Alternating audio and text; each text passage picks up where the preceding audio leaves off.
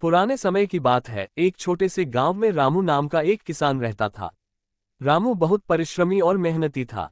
उसका एक पुत्र था जिसका नाम राजू था। रामू ने अपनी खेती और मेहनत से अपने परिवार को सुखी रखा था।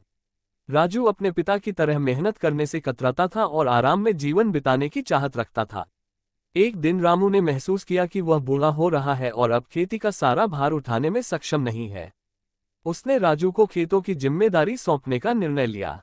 लेकिन राजू को खेती की कठिनाइयों का ज्ञान नहीं था और उसने खेती का काम करने से इनकार कर दिया।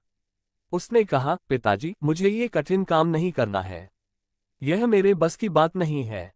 किसान और उसका पुत्र कहानी। रामू ने सोचा कि उसे अपने बेटे को एक महत्वपूर्ण सीख देने की जरूरत है। उसने राजू को खेत में एक पुरानी गाड़ी के पास बुलाया और कहा, देखो बेटा, इस गाड़ी को चलाना आसान नहीं है।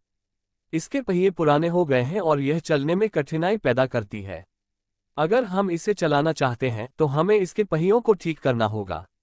रामू ने राजू से कहा, तुम इस गाड़ी के पहियों को बदल दो और फिर इसे चलाने की कोशिश करो। राजू ने पहियों को बदलने का काम शुरू किया और उसे बहुत कठिनाई हुई। उसे पसीना आ गया, हाथों में छाले पड़ गए, लेकिन उसने हार नहीं मानी। आखिरकार उसने पहियों को ठीक कर लिया और गाड़ी को चलाने में सफल हुआ।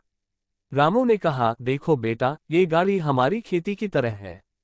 अगर हम इसे सही तरह से देखभाल नहीं करेंगे और मेहनत नहीं करेंगे तो यह नहीं चलेगी। लेकिन जब तुमने प्रयास किया और मेहनत की तो तुमने इसे चलाने में सफलता पाई। राजू ने अपने पिता की बात को समझा और खेती के काम को गंभीरता से लिया।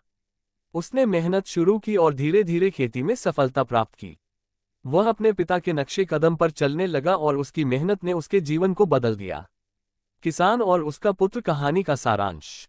इस कहानी में एक किसान अपने बेटे को मेहनत की महत्वता समझाता है।